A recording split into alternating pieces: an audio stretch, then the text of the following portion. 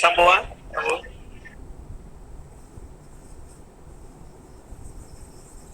Okey doktor, dah ni ke? Share. Sekejap.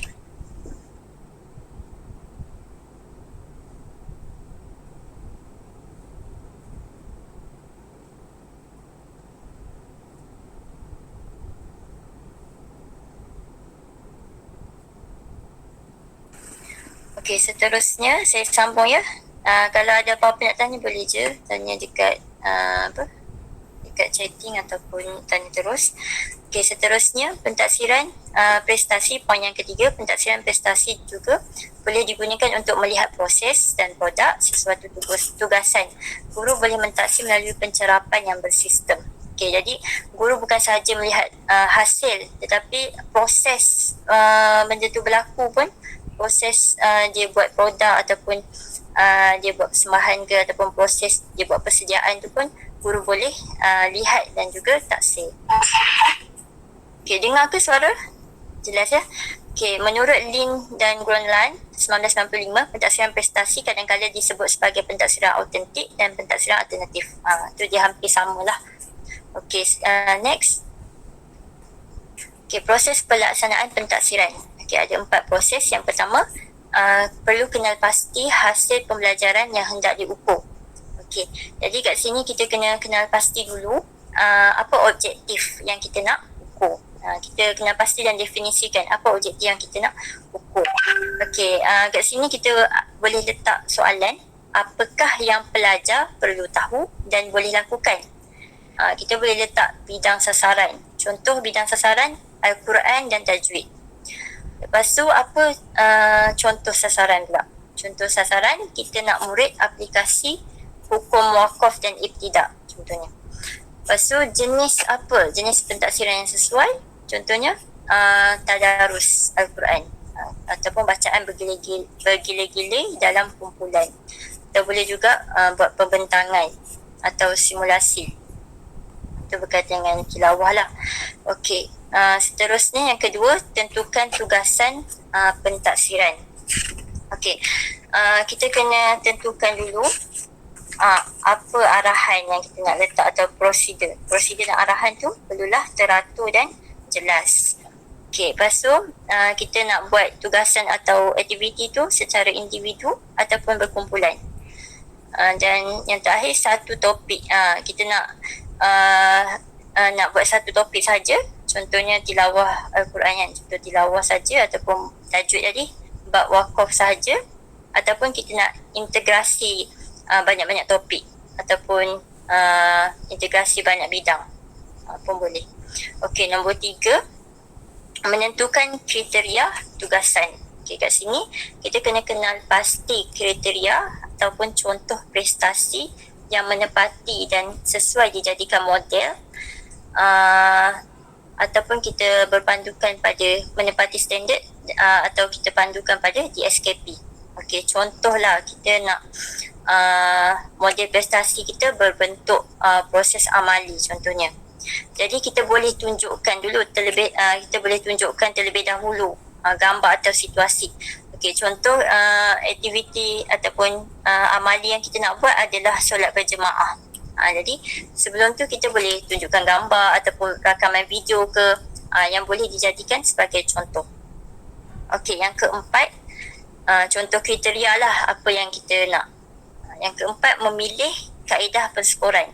Okey, ada 3 antaranya, iaitu senarai semak, skala kadar dan rubrik. Okey, yang ni pun saya akan jelaskan nanti. Okey, next. Okey, bentuk-bentuk tugasan dalam pentaksiran prestasi. Okey, yang pertama, menyelesaikan masalah yang realistik. Okey, biasanya masalah yang realistik ni boleh meliputi banyak bidang lah. Yang banyaknya macam sains, matematik kan. Tapi dalam pendidikan Islam pun boleh. Contoh dalam bab solat jemaah. Kita bagi situasi dan persoalan, murid cuba selesaikan. Kemudian dia buat simulasi ataupun demonstrasi. Okey, contohnya bagaimana susunan di dalam solat jika imam ialah perempuan iaitu ibu, dengan makmumnya ada makmum lelaki, anak lelaki, dan makmum perempuan. Itu anak dia lah, anak perempuan.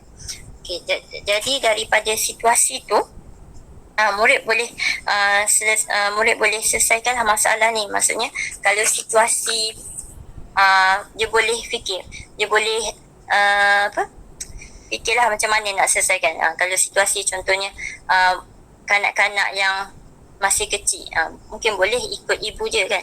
Kalau kanak-kanak yang dah mumayyiz, lebih baiklah anak lelaki yang menjadi imam dan disertakan dengan hujah dan juga dalil. Okey, kemahiran yang kedua, kemahiran lisan dan psikomotor tanpa produk. Okey, contohnya memberi ucapan, kemahiran lisan kan, bertutur bahasa asing, amali solat. Kalau amali solat ni adalah lisan dengan pergerakan yang psikomotor. Menggunakan mikroskop, ni dalam sains lah, dan membaiki enjin. Okey, kemudian yang ketiga, kemahiran menulis, penulisan dan psikomotor dengan produk yang dihasilkan. Okey, yang ni ada penulisan dan psikomotor dan ada produk. Contohnya menulis laporan kajian. Okey, bila kita dah buat produk, kita tulislah laporan kajian. Okey, seterusnya menulis cerita pendek. Cerita pendek. Contohnya kita bagilah sirah contoh kan, ataupun adab kepada ibu bapa. Cuba buat satu kisah, cerita pendek kan. Jadi murid pun buatlah satu kisah pendek dan dia boleh persembahkan. Okey, seterusnya membina tempat letak buku contohnya. Okey, jadi contoh-contoh tadi, bentuk-bentuk tugasan dalam pentasian prestasi tadi kita boleh bahagikan pula kepada dua kategori berdasarkan kepada objektif pengajaran. Okay, yang pertama, tugasan yang terhad dan mencakupi objektif pengajaran yang spesifik. Okay, penilaian ini dipanggil prestasi terhad. Okay, kalau prestasi terhad ni responnya lebih ringkas dan tugasannya lebih spesifik. Contohnya, tugasan kita suruh membaca artikel daripada surat khabar atau majalah. Contohnya ada artikel berkenaan dengan bayi luar nikah kan, pembuangan bayi contoh. Jadi kita dekat artikel tu kita suruh murid kaitkan dengan pengharaman zina contohlah. Okey, menulis laporan, membaca sajak, melukis poster, itu contoh tugasan prestasi terhad. Okey, yang kedua, tugasan yang komprehensif yang mencakupi beberapa objektif pengajaran. Penilaian ini dipanggil sebagai penilaian prestasi terbuka. Okey, yang ni lebih kompleks lah dan perlukan huraian yang lebih lanjut dan melibatkan masa yang lebih lama. Contohnya, membina laman web. Contoh tadi kita buat cerita pendek kan, yang pasal adab ibu bapa ni contoh lain lah. Jadi cerita-cerita tu kita bukukan jadi satu buku skrip ke kan. Itu contoh bagi tugasan penilaian prestasi terbuka. Okay, next. Okay, ni saya ambil daripada buku di SKP tingkatan 2 iaitu bab amali solat jemaah lah. Okay, kat sini kita boleh ambil ambil daripada standard pembelajaran yang mana kita nak jadikan objektif. Contohnya tadi ni kan yang 4.8.3 menjelaskan kedudukan imam dan makmum ketika solat berjemaah. Boleh juga gabung dengan perbezaan antara makmum muafiq dan makmum masbuk. Syarat-syarat pun sama boleh. Jadi dekat situ contoh kita bawa student kita kat surau kan, untuk amali solat berjemaah ni, solat duha contoh. Jadi kita bagi terus situasi-situasi, mungkin situasi yang berbeza bagi setiap kumpulan. Jadi dengan situasi tu murid boleh kita taksir lah jika dia mencapai dan dia faham bab syarat ataupun bab kedudukan imam dan makmum ni, perbezaan bab imam makmum masbuk dan makmum muafiq. Okey, seterusnya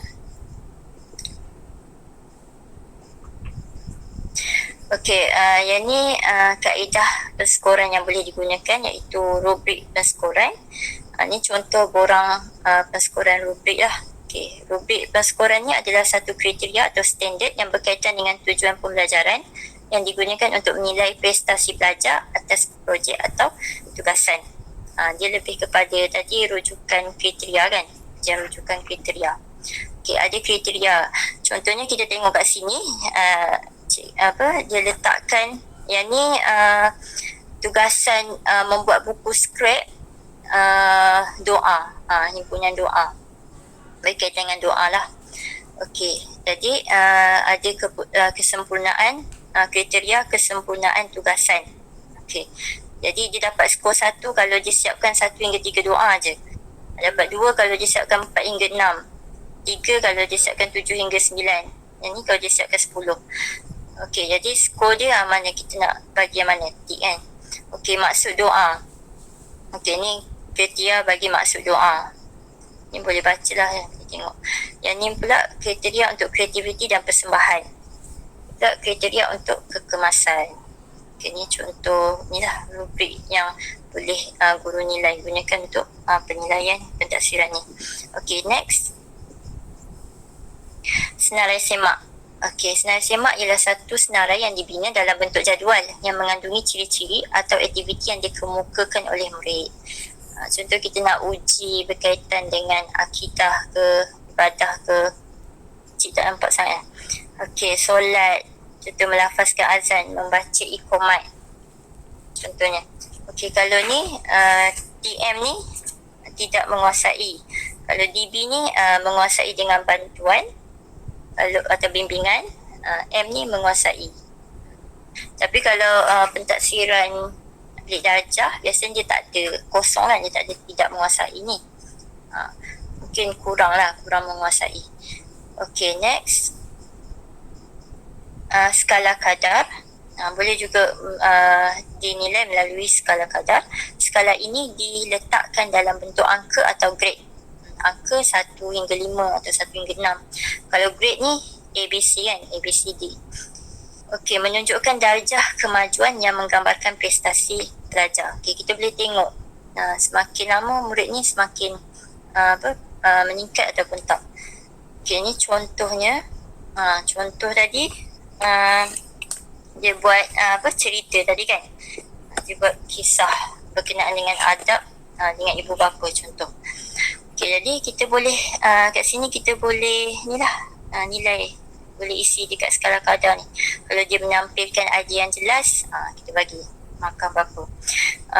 Melakukan latihan secara serius, latihan contoh dia nak bercerita pula kan, kisah tadi dia bercerita pula. Menggunakan bahasa yang tidak agresif, mematuhi arahan pemisan, tugasan lengkap. Ini contoh lah. Okey, next. Kita masuk pentadsiran portfolio. Yang tadi ada apa-apa ke yang nak tanya? Kalau ada apa-apa boleh tanya je. Jelas. Okey, terima kasih doktor. Okey, pentadsiran portfolio pula. Okey, kita tengok definisi.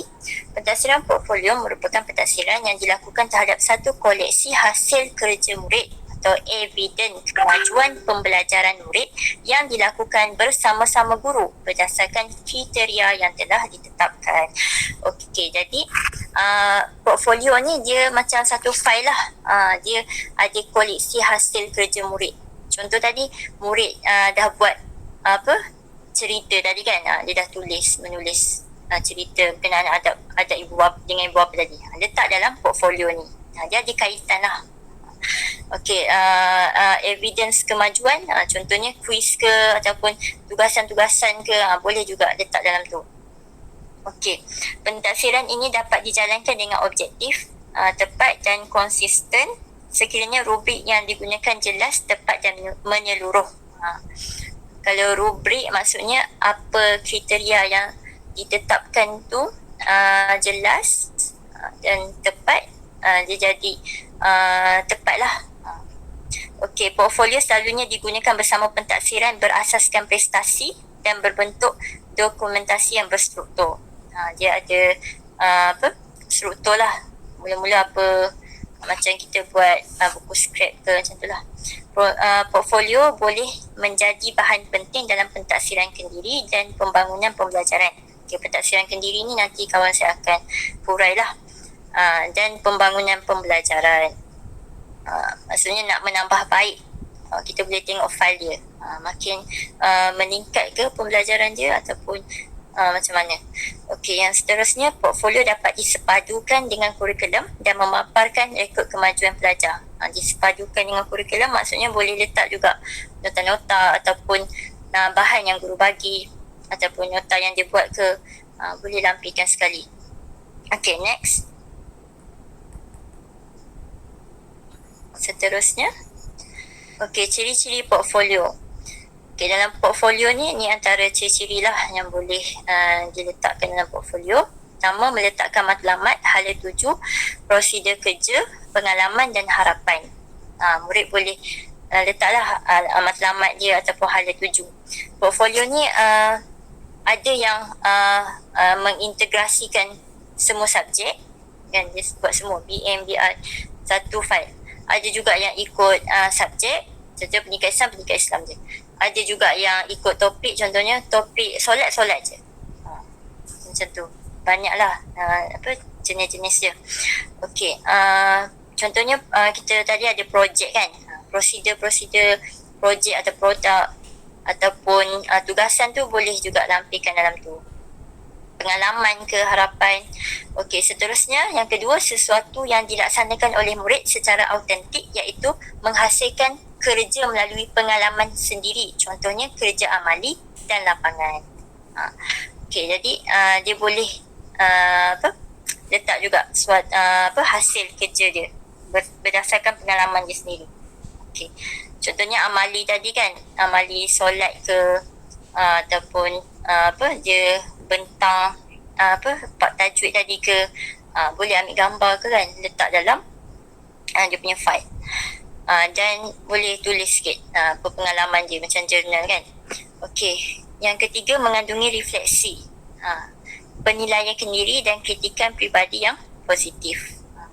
Mungkin yang tu dia tulis, lepas ni aku kena mendalami lagi, contoh ilmu solat berjemaah. Dia ada waktu simulasi tu ada dia tersilap ke, jadi kat situ boleh memberi kritikan peribadi yang positif. Okay, nombor 4, menunjukkan perlakuan murid yang dibimbing oleh guru seperti ulasan, komen dan cadangan yang direkod semasa menyiapkan tugas pembelajaran. Kat sini dalam portfolio tu pun guru boleh bagi ulasan dan komen dan cadangan lah. Okey, seterusnya nombor 5, kriteria penilaian dipilih, diterangkan dan dipersetujui bersama dengan murid sebagai penggalak kepada murid untuk mengambil bahagian secara aktif. Okey, kriteria apa yang perlu ada dalam portfolio tu guru boleh bincang dengan murid sama-sama supaya murid pun seronoklah untuk buat portfolio tersebut. Okey, seterusnya aspek yang perlu ada, ni antara aspek-aspek yang adalah dalam portfolio tu. Pertama, muka hadapan lah, cover sheet. Lepas tu senarai semak yang disediakan oleh guru. Biasanya mesti ada senarai semak, nak kena ada apa, contohnya matlamat ke, nota ke, tugasan ke. Okey, kemudian biodata, kemahiran, minat murid, dia boleh letakkan sekali. Ini ikut kriteria yang guru nak lah dalam portfolio tu kena ada. Kalau guru suruh letak kemahiran tu, bolehlah letak minat, apa yang dia minat. Okey, seterusnya objektif matlamat, apa dia punya goal kan, matlamat je terhadap subjek, contohnya subjek pendidikan Islam contoh. Okey, nota dan bahan yang disediakan oleh guru, catatan jurnal, evidence dapatan bahan daripada murid. Mungkin masa contohnya aktiviti buat laman web ataupun blog kan, dia mana-mana dapatan dia bolehlah lampirkan. Ada bahan luar ke yang murid cari, boleh juga lampirkan dalam portfolio. Hasil tugasan projek, hasil tugasan pun sama, boleh lampirkan. Contoh projek tadi, dia buat poster hot tadi kan, boleh ambil gambar letak dalam tu. Ataupun kalau dalam kita lukisan ke muat ke, boleh tampal dalam portfolio tersebut. Pencapaian, refleksikan diri murid, gambar dan foto. Okay, next. Okay, bagaimana menilai menilai portfolio pula. Portfolio dinilai berdasarkan konsep perkembangan pembelajaran berterusan. Okey. Sebabnya portfolio ni bukan boleh disiapkan dalam jangka masa yang singkat kan. Dia biasanya guru dan murid sama-sama bincang lah, ataupun guru tetapkan berapa lama kan nak siapkan. Mungkin setengah tahun ke ataupun setahun ke ataupun beberapa bulan. Jadi dari masa ke semasa guru boleh tengok juga, boleh semak juga perkembangan pembelajaran murid melalui portfolio tersebut. Fokus aspek perkembangan pengetahuan dan kefahaman. Okay, yang ketiga, guna inference dengan rekod. Okay, boleh guna inference dengan rekod, menimbang pelbagai bukti seperti hasil pemerhatian, jurnal dan rekod anekdot sebelum membuat anggaran seimbang terhadap tahap pencapaian murid. Okay. Inference ni maksudnya gunakan pemerhatian lah, pemerhatian ataupun tengok proses dia, dia buat portfolio ni untuk mencapai satu kesimpulan yang logik ataupun rasional, kesimpulan awal. Okey, kemudian boleh juga guna jurnal ataupun rekod anekdot. Yang ni nanti saya akan jelaskan lepas ni. Okey, seterusnya peta perkembangan murid boleh digunakan bagi memberi gambaran menyeluruh bermula awal pembinaan portfolio hingga pembahasan tersebut selesai. Okey, next. Okay, ni contoh peta perkembangan. Peta perkembangan ni kita boleh buat dari nombor 1 sampai 6 contohnya kan. Atau berapalah, 10 ke. Tengok perkembangan dia menyiapkan portfolio tersebut. Okay, tapi yang ni saya bagi contoh ni adalah berkaitan dengan tilawah Al-Quran dan hafazan. Boleh juga buat portfolio berkaitan dengan contohnya tilawah ke hafazan ke kan, ataupun tajwid. Contohnya tahap yang pertama, kita tengoklah perkembangan dia. Mula-mula murid tu boleh membaca, menghafal dengan bimbingan. Atau kita tambah menulis ayat Al-Quran dengan bimbingan. Okay, lepas tu makin lama, mungkin sebulan lepas tu ke atau 2 bulan lepas tu, kita tengok dia ada perkembangan. Dia boleh membaca dan menghafal dengan betul. Yang ketiga, dia boleh membaca dengan bertajwid, dan seterusnya lah. Bertajwid, lancar, fasih, memahami ayat. Dan yang terakhir, dia boleh mengamalkan dan beradab. Okay, next. Rekod anekdot. Okay, rekod anekdot ni adalah catatan ringkas mengenai tingkah laku murid atau sesuatu peristiwa yang dianggap penting atau unik, yang signifikan lah untuk direkodkan. Okay. Contohnya murid dalam guru dalam kelas tu, tiba dia nampak tingkah laku murid yang macam yang macam unik lah, ataupun peristiwa yang penting ataupun tingkah laku yang nampak perkembangan. Jadi guru boleh buat catatan. Okay, yang ni contoh anekdot ni yang saya jumpa ni adalah untuk murid tahun 6 tahun lah. Murid yang sekolah tadika kan. Okay, kat sini dia cerita lah pasal perkembangan Fatin ni. Tingkah laku Fatin ni. Dia ajak kawan-kawan dia baca buku sekali. Okay, boleh baca lah kot ulasan dia. Kita boleh tulis ulasan dia. Fatin tidak minat terhadap buku, tetapi selepas bacaan dengan guru, lepas dia baca dengan guru, dia mula minat. Lepas tu pada awal dia cuba baca, tapi masih tak kenal huruf. Okay, lepas tu baru adalah perkembangan dia kan, sikit-sikit. Okay, cadangan Fatin perlu dirangsang melalui pujian. Ni kat sini ada cikgu dia puji kan. Hai Fatin, kau boleh baca dah. Okay, next. Boleh faham ke? Okay, ni contoh lah, contoh portfolio. Kalau kebanyakan ni kalau dekat Malaysia ni sekolah kan yang banyak guna portfolio ni. Sekolah rendah ada juga kot, sekolah menengah. Student portfolio ada juga yang berbentuk buku skrip ataupun fail lah. Okay, setakat itu saja. Ada apa-apa kesoalan sebelum saya serahkan kepada cuba tunjuk ini dah habis dah? Tak habis lagi. Ada lagi beberapa pentaksiran, jenis pentaksiran. Okay, silakan habiskan dulu. Okey, terima kasih Prof. Habiskan dulu. Assalamualaikum warahmatullahi wabarakatuh. Boleh dengar? Boleh. Semua masih bersemangat ya? Dah tudung sikit. Okey.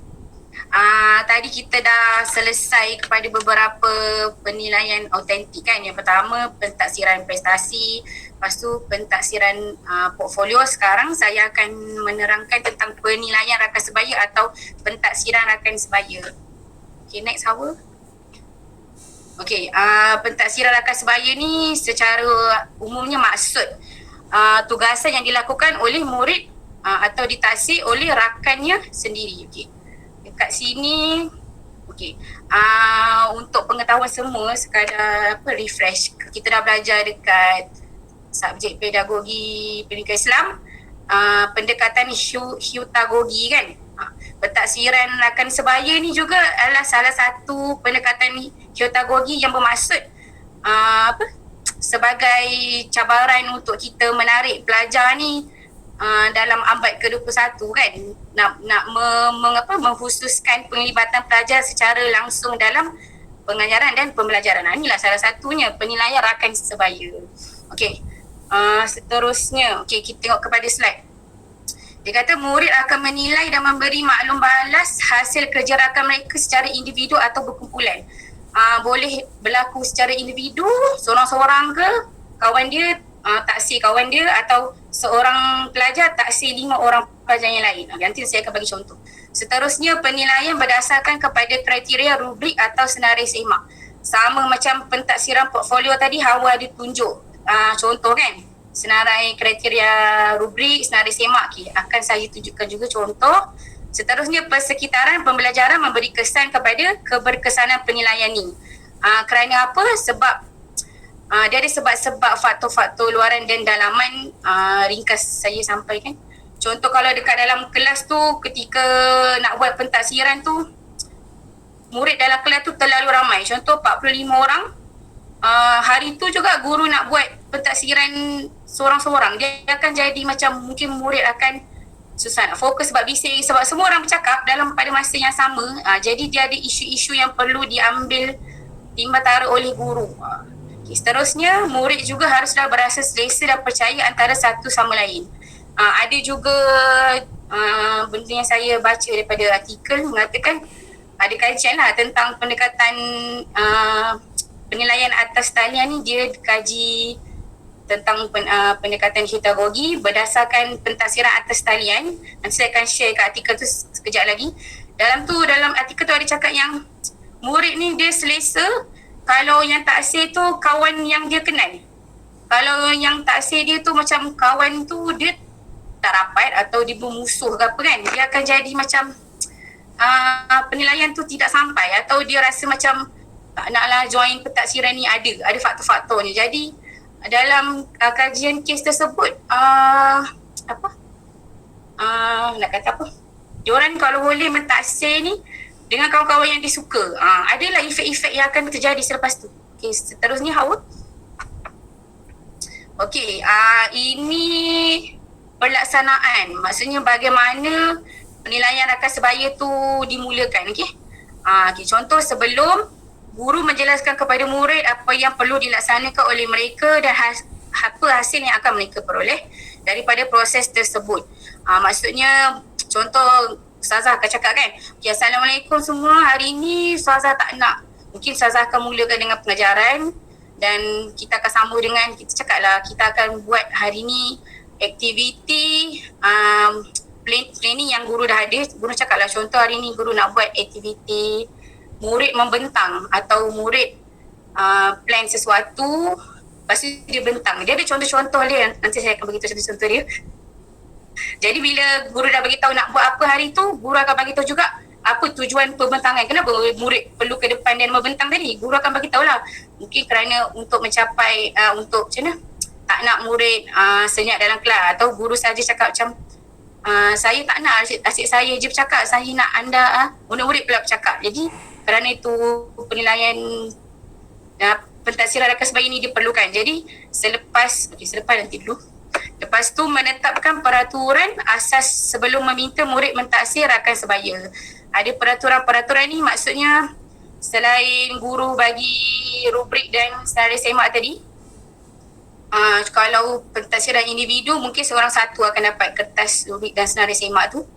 Lepas tu guru akan memberitahu peraturan lah. Contohnya daripada mula kita nak buat apa. Mula-mula dengar dulu kawan nak bentang.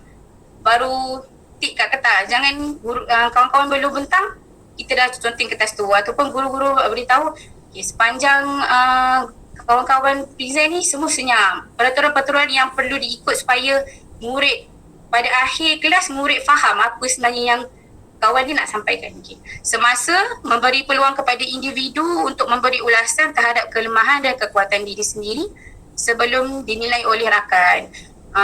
Secara umumnya mungkin masa dia dah nak murid, kawan-kawan dia nak dah berdiri kat depan, atau mungkin bukan perbentangan, apa nak cakap, contoh nak baca, kawan dia nak tasmik kawan dia bacaan Quran dan sebagainya.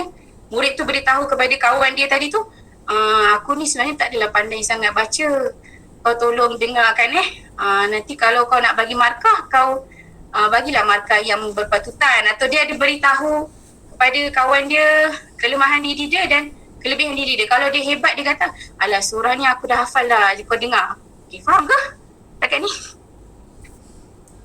Okay, seterusnya maklum balas mesti relevan. Dalam kriteria semak dan senarai rubrik tu, guru perlu sediakan dia ada sampel dia dalam kurikulum taksiran bilik darjah. Guru kena ikut dalam tu lah, bukan guru menyediakan kriteria dan senarai semak yang macam mana, yang tak ada asas, macam tu lah. Okay, ulasan perlu disertakan dengan bukti-bukti. Okay, kalau kawan dia kata, contoh dia bagi markah rendah. Okay, kenapa dia bagi markah rendah? Contoh dia cakap sebab saya tak suka dia, tak boleh. Dia ada ulasan-ulasan bukti-bukti yang, contoh dia baca, dia dah penilaian tu dibuat contoh tasmih hafazan kan. Jadi kawan dia bagi markah rendah, kenapa? Dia kata sebab tajwid kau tak betul, tajwid kau salah. Contoh-contoh sebegitulah. Okay, selepas guru mencatat pentaksiran berdasarkan aktiviti tersebut, guru punya tanggungjawab selepas penilaian tersebut siap, pelajar dah bentang, pelajar dah buat aktiviti seterusnya, guru kena buat pentaksiran lah kepada aktiviti tersebut. Bukan dalam kelas dah buat aktiviti tu, lepas tu dia begitu saja. Guru perlu ambil balik senarai rubrik dan kriteria semak tu. Guru analisis, betul ke pelajar ni buat atau pelajar ni banyak main di dalam kelas, macam tu.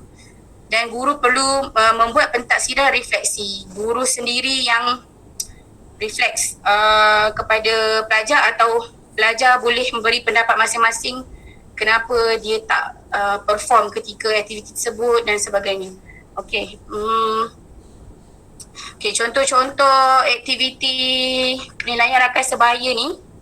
Okey, kalau contoh individu menilai penulisan nota dalam buku tulis. Contoh okay, guru kata, okay, besok Ustazah nak kamu semua bawa buku tulis. Okay, jangan lupa jangan bawa buku teks je. Okay, besok murid bawa. Okay, rupanya untuk buat penilaian pentaksiran rakan sebaya ni, sebab Ustazah tu nak suruh kawan dia cek tulisan kawan dia dalam buku nota tu, buku latihan tu, cek tulisan cantik ke, kerja rumah siap ke, apa lagi apa-apalah yang berkaitan dalam penulisan nota ni secara individu.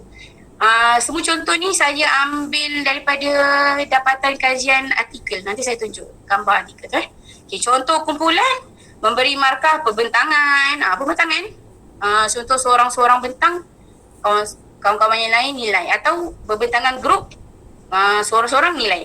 Kedua, menilai bacaan Al-Quran, macam saya cakap tadi. Ketiga, membuat penilaian akhlak. Akhlak ni mungkin Ustazah tu bagi okay, Ustazah bagi kamu senarai semak ni atau kriteria rubrik ni selama 3 hari atau 2 hari. Kamu tengok macam mana perangai dan akhlak kawan-kawan kamu di sekolah sepanjang 1 hari tu. Jadi pelajar pegang borang tu dan pelajar nilailah rakan sebaya dia sepanjang hari tu. Contoh dekat kriteria rubrik tu ada tulis Amir bersikap baik pada hari ni, atau Amir hari ini menolong guru. Ada kriteria-kriteria dia dan pelajar menilai rakan-rakan mereka. Dan keempat, membuat soalan kuis. Pelajar create sendiri, cipta sendiri soalan kuis dan kawan-kawan dia nilai. Okey tak soalan yang kawan-kawan dia buat? Relevan tak? Contoh Ustazah dia bagi tajuk, kaitan tak dengan tajuk ni? Atau soalan yang kawan-kawan dia cipta tu merepek-repek, tak ada kaitan dengan pembelajaran pun. Itu contoh. Okay, seterusnya. Ni contoh borang penilaian rakan sebaya. Ini umum subjek, saya tak pasti rasanya bahasa Melayu. Tapi umum boleh digunakan. Ada nama murid, tingkatan, nama kumpulan yang dinilai, tarikh dan ada kolum-kolum isi pelajaran, pembentangan, nilai-nilai murni. Okay. Lepas tu ada tahap pencapaian. Okay, contoh, satu kumpulan tu bentang, jadi murid-murid yang lain pegang kertas kan, dia pun nilai. Isi yang kawan-kawan dia sampai, okay, cemerlang, tu dia 5. Okay, pembentangan bahasa kawan-kawan dia, sebutan, nada, suara, dia suka dengan pembentangan kawan-kawan dia pun letak 5 juga. Nilai-nilai murni, kawan-kawan dia dekat depan bentang baik je kan, tak ada yang bercakap seorang bentang, seorang bercakap, seorang nak buat ni, semua profesional, contohlah. Okay. Dia bagi 5, jadi berapa markah jumlah? Inilah contoh orang penilaian rakan sebaya. Okay. Seterusnya Hawa. Okey, ni rubrik penilaian. Ni contoh subjek bahasa Arab, projek buku scrap. Tingkatan 2. Ini berkumpulan boleh, tak kisah. Ada ni lebih detail lah. Ada isi kandungan, kreativiti. Ini contoh nak buat buku scrap pendidikan Islam kan.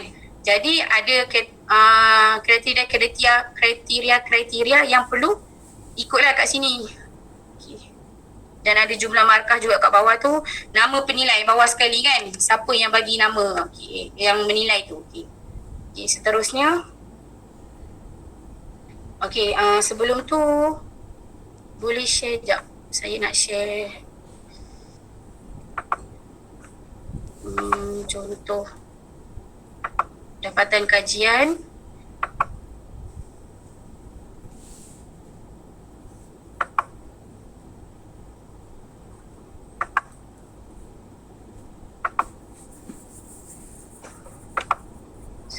Ya.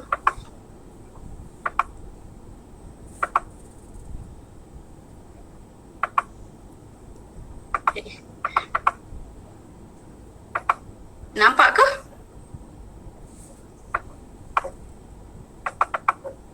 Nampak tak artikel ni? Belum nampak lagi. Belum nampak lagi. Alamak.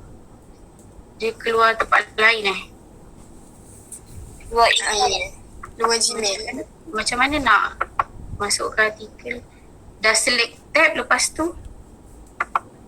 Sekejap ni.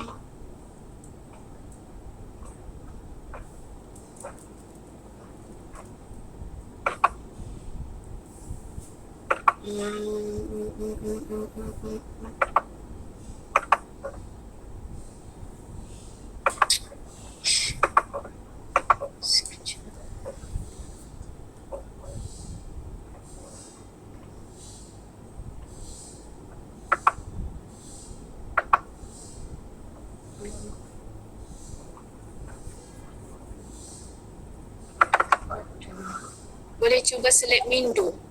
Sekejap ni, dah download dah. Dah jadi full. Ni full kan sekarang? Full screen kan sekarang? Ya, betul. Okay, dah boleh. Okey, nampak tiga. Okay, baik Dr. Prof. Sekejap. Ini artikel yang dapatan kajian yang dilakukan oleh pelajar Universiti Malaya pada tahun ini juga, ketika bulan Mac. Kajian ni dilakukan awal. Macam tu kan, receive date dia 21 Februari dan publish date dia 31 Mac. Ini cantik lah, dia kajian tentang pendekatan hitagogi, persepsi murid terhadap pentaksiran rakan sebaya. Okay, ada, sekejap saya tunjuk respon pelajar ketika pentaksiran ini dilakukan. Okey, dekat sini, aktiviti secara individu. Okey, dia kata Perenggan yang pertama mula dengan adanya sebegini SPA 4 ni, faham saya pelajar yang terlibat kan Prof?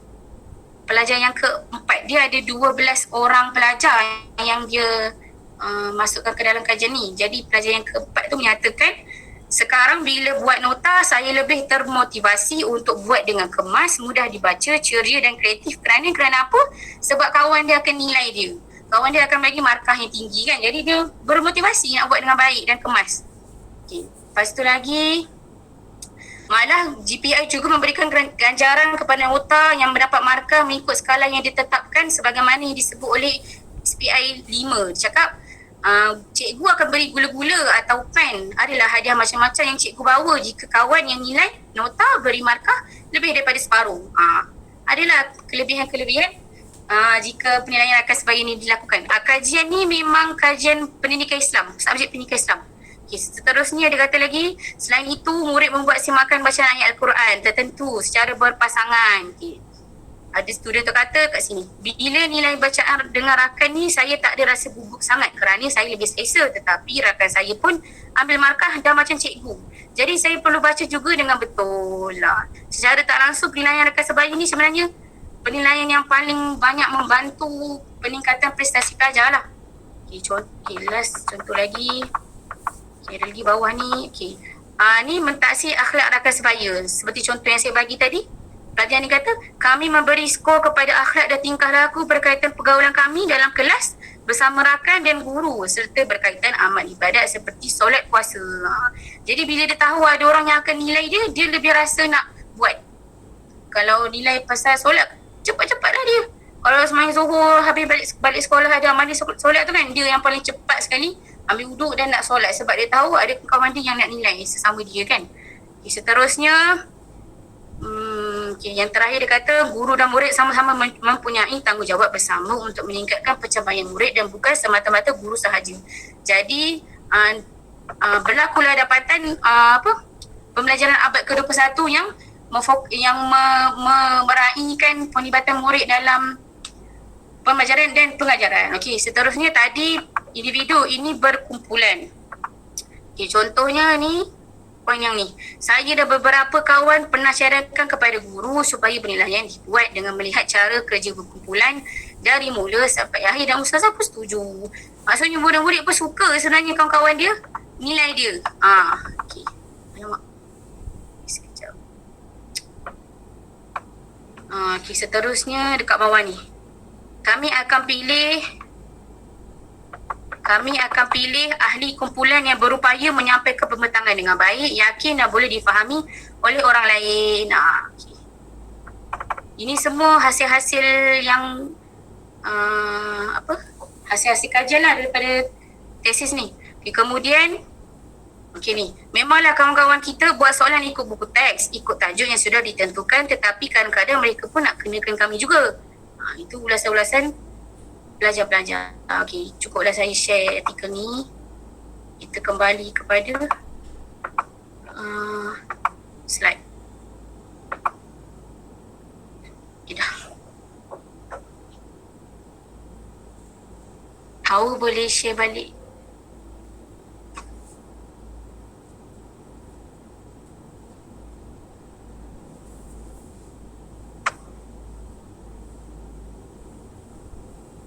Okay, seterusnya. Okay, pentaksiran atas talian. Ni second last kali, kejap lagi pentaksiran kendiri. Okay, seterusnya. Okay, pentaksiran mesti melihat skop lebih luas dan tidak terhad kepada menggunakan kertas dan pensel serta menyeru guru untuk menjadi lebih kreatif. Okay, pentaksiran atas talian ni secara umumnya sebenarnya nak menggalakkan guru tidak lagi menggunakan pen, buku, kertas di dalam pentaksiran lah, dalam proses PDP lah. Okay, jadi maksud pentaksiran atas talian ni bermaksud proses pentaksiran secara elektronik dengan menggunakan teknologi maklumat dan komunikasi, istilah yang selalu digunakan dalam pendidikan ialah TMK. Dalam semua aktiviti pentaksiran termasuk maklum balas. Okay. Dan sesuai bagi penilaian formatif. Pentaksiran ni sesuai bagi penilaian informatif. Informatif kerana bersifat sementara kan, tak belum lagi dalam sejarah berlaku pentaksiran sumatif ataupun online. Tak pernah lagi kan PT3 online ke SM online belum pernah terjadi kan, kerana pentaksiran atas talian ni sesuai untuk penilaian formatif kerana dia bersifat sementara dan terhad. Inilah online kan, atas talian perlukan kepada connection internet, jadi ada benda-benda yang terbatas membuatkan juga penilaian ni agak terbatas. Okay, contoh perisian yang digunakan, guru boleh guna psikologi, Edmodo, Quizizz, Kahoot, Padlet ni semua contoh-contoh yang guru boleh guna. Senang kita faham pentaksiran atas talian ni tak semestinya guru di rumah dia dan pelajar di rumah pelajar. Pentaksiran ni juga boleh berlaku di dalam di sekolah juga. Contoh sekolah tu mampu menyediakan semua pelajar ada tablet dan ada perincian-perincian elektronik yang sempurna, boleh juga dilakukan pentaksiran atas talian ni di sekolah.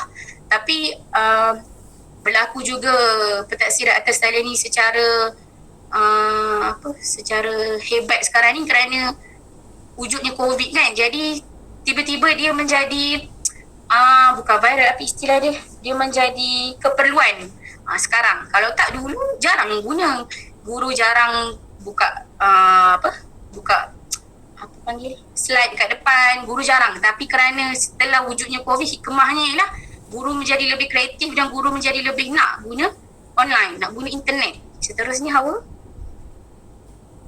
Okey, kebolehan kognitif dinilai menggunakan perisian e-ujian, manakala prestasi murid yang berterusan dinilai menggunakan e-portfolio atau perisian simulasi.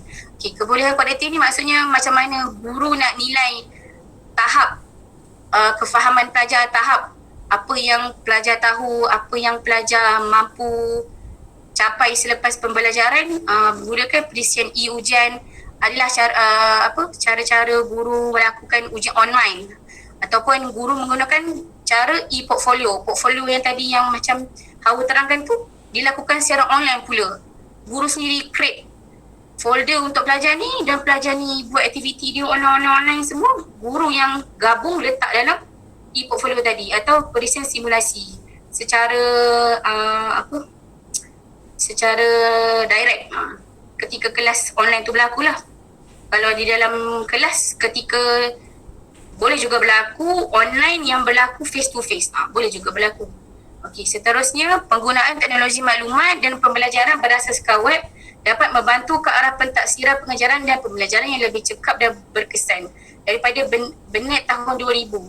Kajian Bennett ni dia memang kalau dulu guru-guru selalu kata pentaksiran atas talian ni macam tak ada function.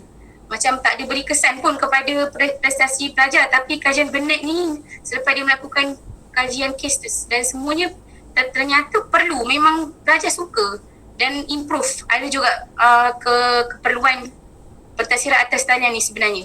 Okay. Last sekali, KPM menyediakan sumber dalam komuniti guru digital learning yang memberikan latihan kepada guru untuk membina kemahiran menjalankan e-pembelajaran dengan murid. Okay, ni maksudnya ada guru yang dah tua-tua atau yang tidak mampu lagi, bukan tidak mampu, dia tidak tahu cara menggunakan macam mana nak create Google Meet, macam mana nak guna Google Meet atau macam mana nak buat peperiksaan online, macam mana nak jawab quiz online. Jadi KPM memang dah sediakan platform atau satu website yang memang guru, ibu bapa, pelajar boleh masuk ke dalam website tu, masukkan ID dan password, login, ada semua keperluan dalam website tu. Ada Hawa boleh next slide. Okay, ni contoh dia. Nama panjang dia Digital Educational Learning Initiative Malaysia. Dilema. Dilema ni memang di-create baru je tak silap saya. Tujuannya memang untuk memudahkan pelajar dan guru dan ibu bapa akses macam mana nak contoh nak guna peperiksaan online, nak jawab quiz online tak tahu kan, macam mana nak guna Meet, Zoom dan sebagainya, ada diberi tahu di dalam website ni. Lepas tu ada buku-buku teks yang berbentuk e-book, semua boleh akses dalam website ni. Okay. Seterusnya ada juga KPM menyediakan apa kita panggil bengkel kepada guru-guru yang dia tak reti nak ajar murid online, memang tak tahu langsung, tidak mampu kan. Jadi KPM ada menyediakan bengkel-bengkel, contohnya kat tepi tu kan ada gambar kelebihan pelantar pembelajaran digital. Okay, apa benda yang diberitahu kat dalam tu, ada akses kepada Google Classroom. Tujuan dia apa? Untuk pengajaran dan pembelajaran, memudahkan pendaftaran kelas. Contoh pelajar nak isi kehadiran kan, guru tak tahu, jadi guru belajarlah macam mana nak guna website ni. Lepas tu guru boleh gunakan website ni untuk ambil kehadiran pelajar. Contohnya pelajar isi kehadiran online je, adalah pelbagai fungsi. Okay. Tetapi berlaku juga kekuatan dan kelemahan sebenarnya dalam pentaksiran atas talian ni. Okay. Macam yang kita tahu, kekuatan dia mestilah dia ni jimat sebenarnya, menjimatkan kos. Contoh guru tak perlu nak guna banyak photostat kata-kata latihan. Guru kan suka photostat kata-kata latihan kan, lepas tu bagi kat dalam kelas, boleh mengurangkan kos, dan dia fleksibel tempat dan masa, boleh buat kat mana-mana sahaja, dan sesuai untuk penilaian formatif. Okay. Kelemahan dia pastilah berlaku kesukaran bagi pelajar yang tak mampu ada tablet, telefon dan sebagainya, alat-alat elektronik. Okay. Okay. Itu sahaja kot daripada saya. Okay, boleh sambung kepada Hawa.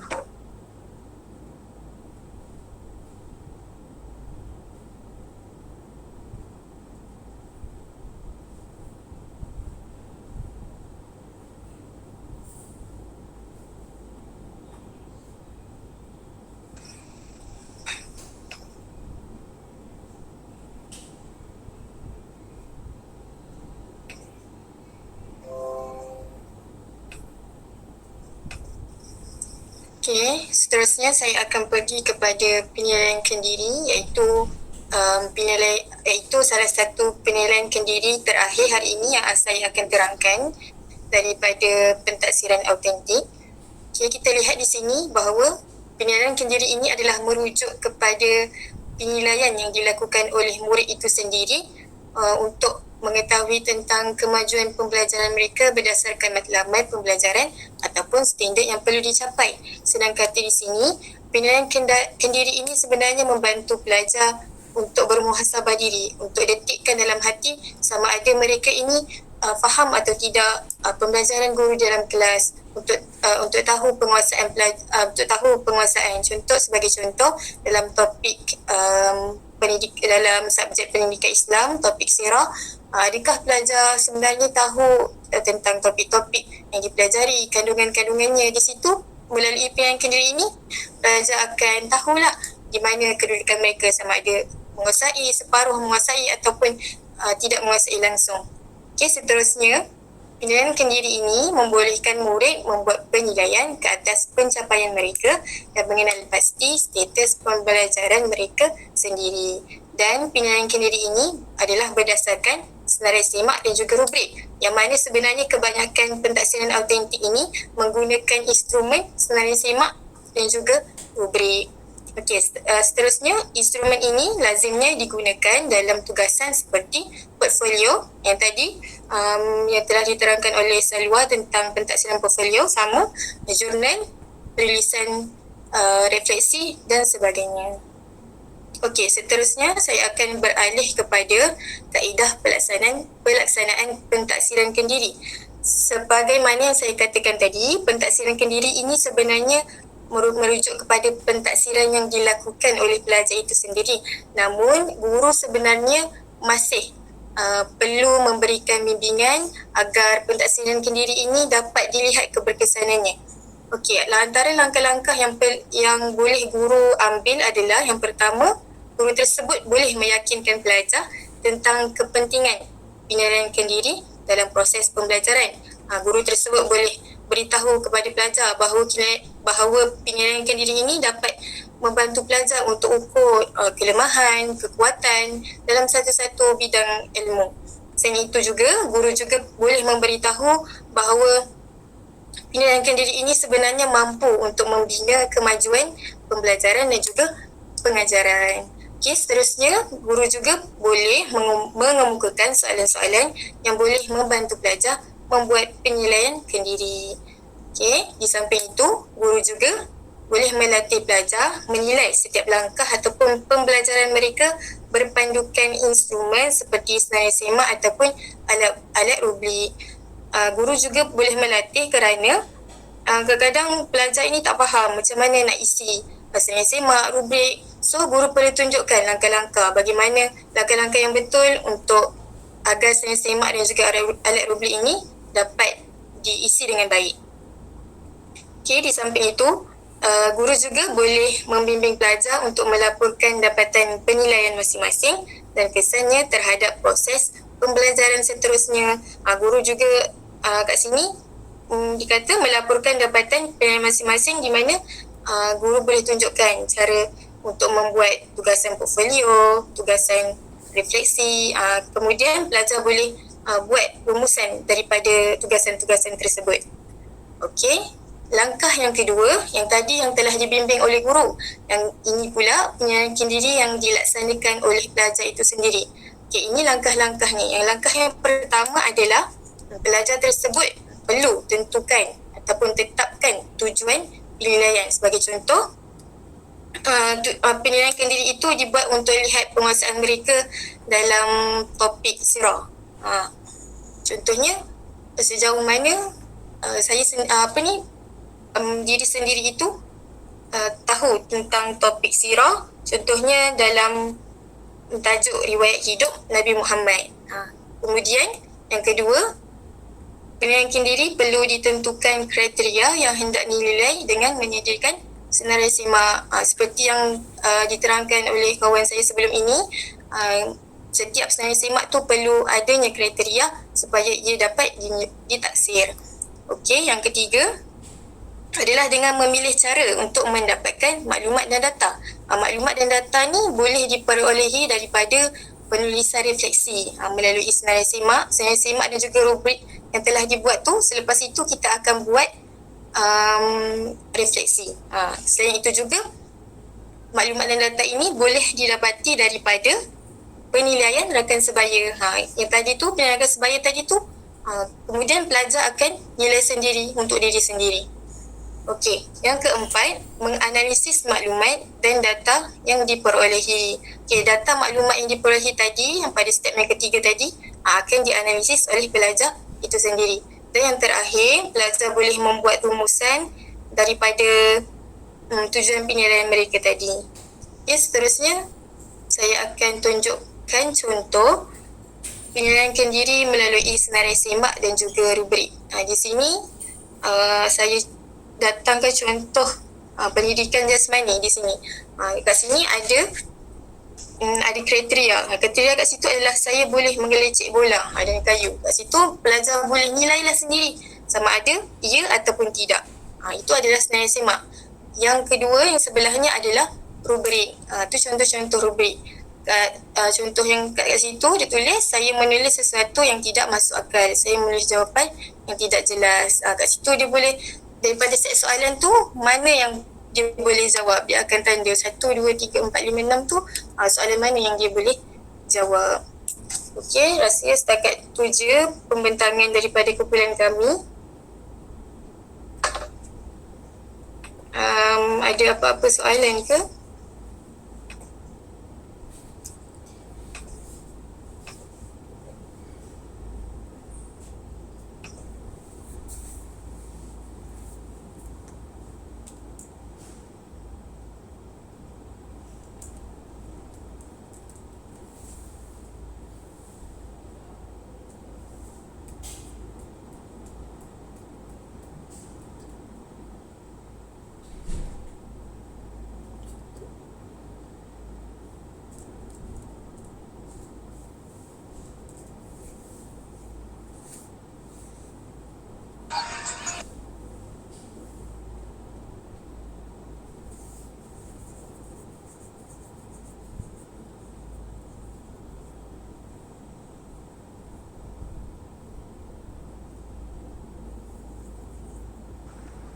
Prof, ada lagi kan dalam ni Asyik?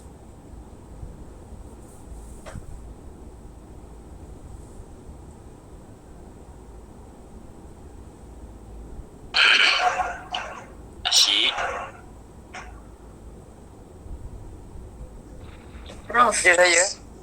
Prof ada lagi kan?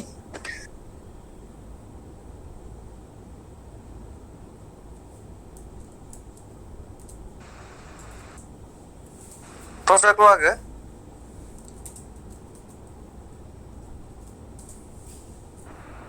Prof ada lagi tu.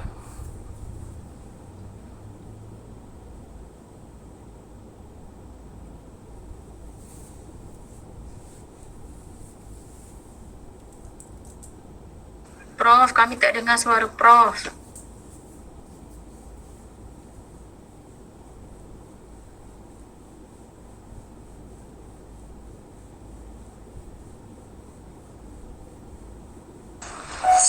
Prof cakap Prof ada kat dalam. Tapi Prof tak dengar. Korang tak dengar suara Prof?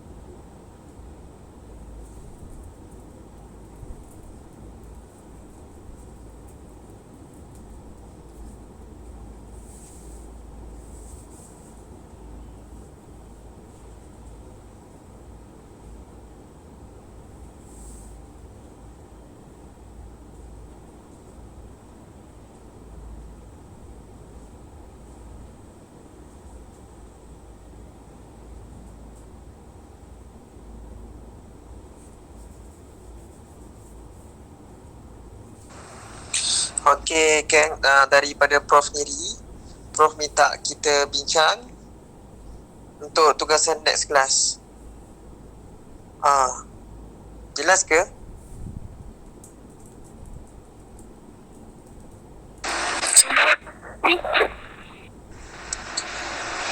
Asyik nak tanya, untuk kelas minggu ni pukul berapa Pagi juga ke? Pukul 8? Sekejap, tunggu Prof balas. Sebab untuk kelas ni, Prof cakap minta buat tugasan dalam buat item soal sidik berdasarkan apa yang kita faham. Jelas ke? Tugasan kita kena buat item, iaitu buat soal sidik berdasarkan apa yang kita faham.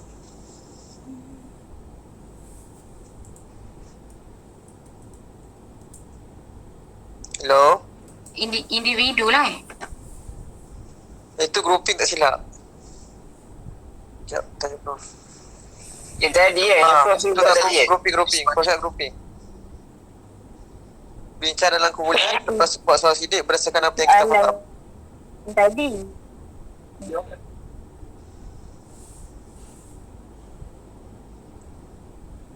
Sekejap. Baik.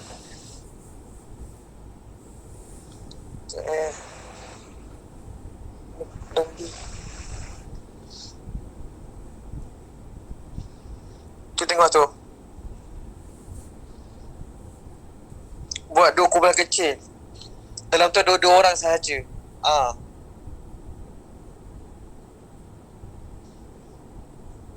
So sekarang ni kita ada 12 kumpulan. 12 kumpulan tu divide lagi. Satu kumpulan tu 2 orang.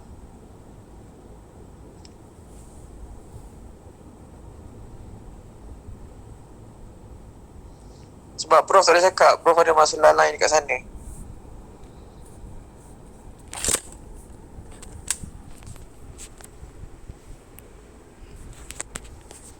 Okey, jom. Jelas tak setakat ni? Ada apa nak tanya tak? Nak tanya boleh tanya terus. Boleh bagi tahu Prof.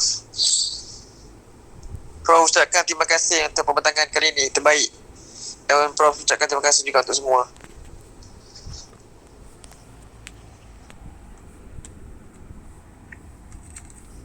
Lepas tu dah habis dah kau.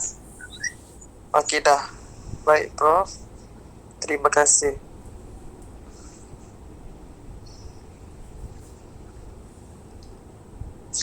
Prof ada lagi dah ni. Cakap thank you kat Prof. Prof nak keluar. Terima kasih banyak Prof. Terima kasih Prof. Terima kasih Prof. Terima kasih presenter. Terima kasih banyak Prof. Prof dan presenter. kasih Prof. Terima kasih semua. Terima kasih Prof.